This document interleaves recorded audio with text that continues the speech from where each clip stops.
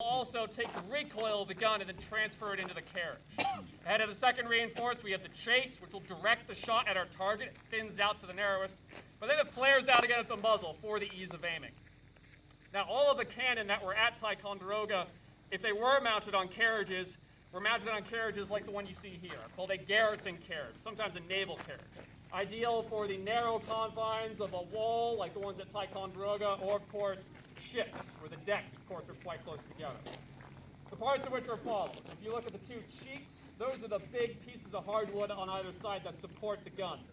On top of the trunnions, where the cannon sits on the cheeks, there are two cap squares and keys, which latch over those trunnions to prevent that thing from popping off after we fire. Now, there's a number of transit bolts that keep the whole thing together. One of those transit bolts goes through the bed. And on the bed, we have the key, or an aiming wedge, which when you pull out will increase your elevation. When you push it in, it's going to decrease the elevation. Now, these cheeks, they rest on top of axle trees. Axle trees support those four trucks. Now, those small wheels which will take the recoil of the gun, causing the whole thing to slide back so that we can go and reload. Now, in this time period, you're going to find, of course, that there is a poundage system that I had just mentioned. Now, for all of you who are paying attention, and remember the fact that in this time period, cannons are measured by the weight of the shot, how much does our cannonball weigh that's being shown you, if it's the cannonball fit for the gun that we're going to be shooting? 4 pounds. 4 pounds, exactly. Now, here's a question that's a little bit trickier. By the 1770s, the British Board of Ordnance had long since figured out that you don't need half the weight in shot in gunpowder for the desired effect. You only need 1/3 the weight. So within our charge of powder, how much gunpowder do we have? 1 pound? 1.3. 1.3, 1.333. It is a repeating fraction. Now, that charge of powder is held within a paper cartridge.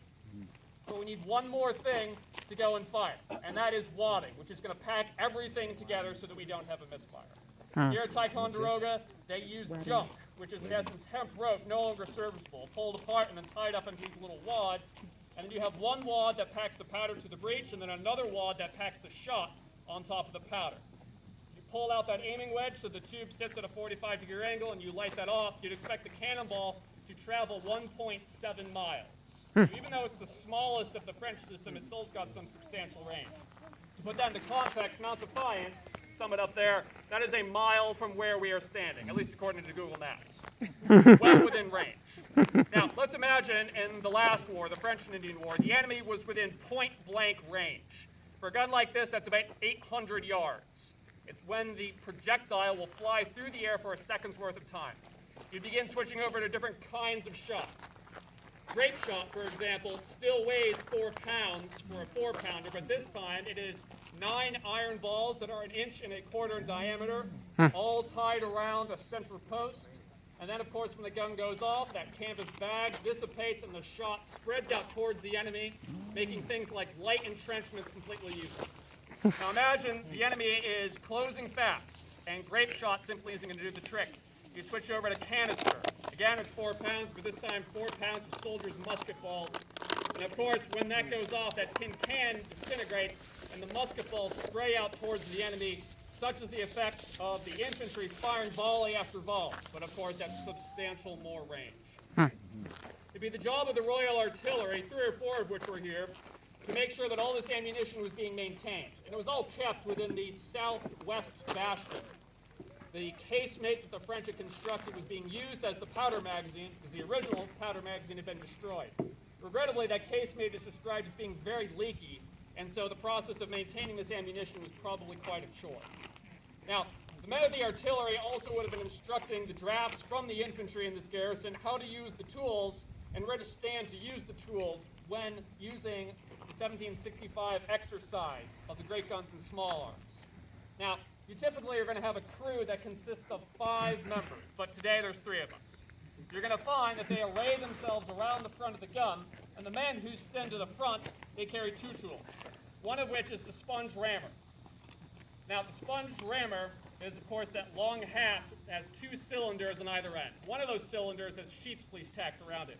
which when plunged into a bucket of water is inserted into the muzzle of the gun, pushed all the way to the breech, turned around a couple times, and then extracted. The purpose of which is to cool down the gun between each shot, but then also to eliminate any embers that might be smoldering within the breech. Before he does that, there's also the rammer, of course, at the other end, which, with the weight of the haft, is used to push all the ammunition to the breech. Before all that can happen, though, he has to use the wad hook. Similar tool, but this time without the sheep's fleece.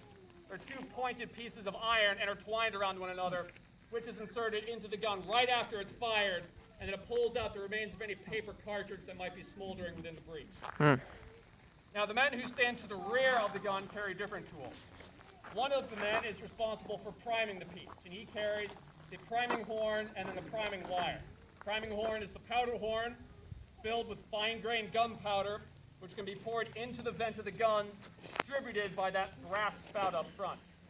In order to make sure the cartridge is properly seated all the way to the back of the breech, he also has that priming wire, which he can put down into the vent and feel to make sure the cartridge is where it's supposed to be, but then also prick it open so that there's a connection with that finer gunpowder. Now, directly behind as well is the guy who carries the linstock and the slow match. Now, slow match is hemp rope that's been basically treated with the ingredients of gunpowder. So that's charcoal, sulfur, potassium nitrate.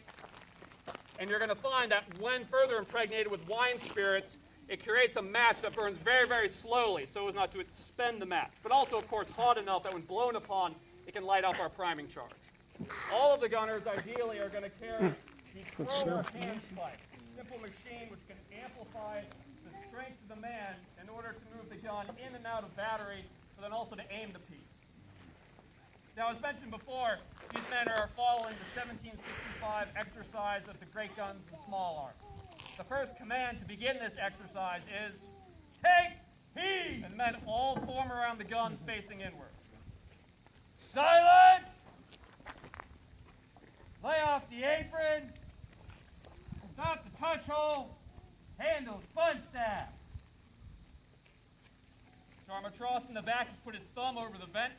The reason being is that when we go to pull the sponge out of the muzzle of the gun, there can be air pulled in through the vent, basically creating a bellows. By putting your thumb over that, when the sponge is pulled out, we create a vacuum, which further is going to extinguish any sparks. Sponge the gun!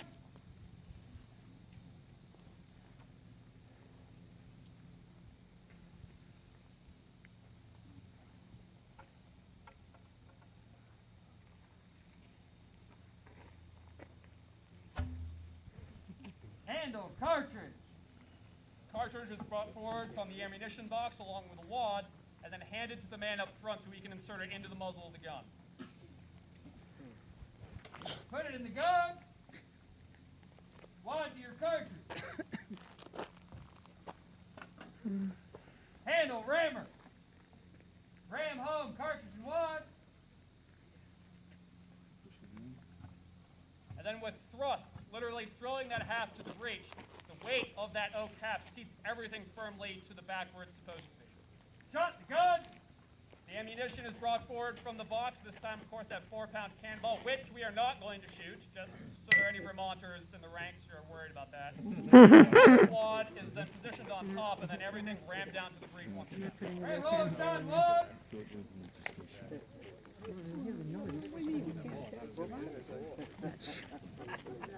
Where's the car parked?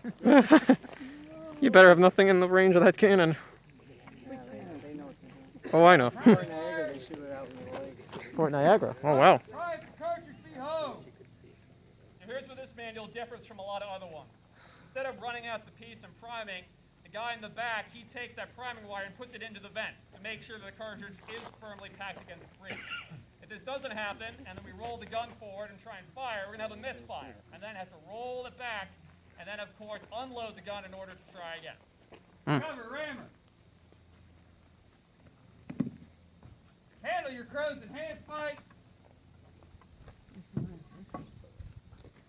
Run out the gun.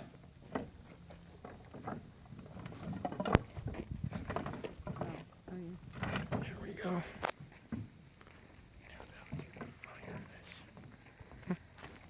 Handle powder hard. Now it's time to prime the piece. Lay off the apron. Prime. Armatros sticks that priming wire down into the paper cartridge to break it open, and then pours that fine-grained gunpowder on top, filling up the cavity of the vent and making a nice pile on top. Lay on the apron, secure the powder horn. Point the gun to the object. Up. Down.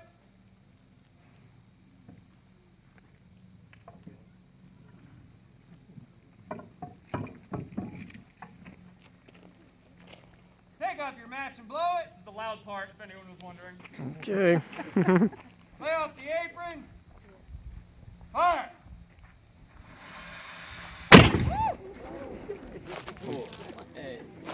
Woo! In an engagement or a heat of battle, you obviously don't go through each individual command with a 65 exercise. Instead, you get the one command to load.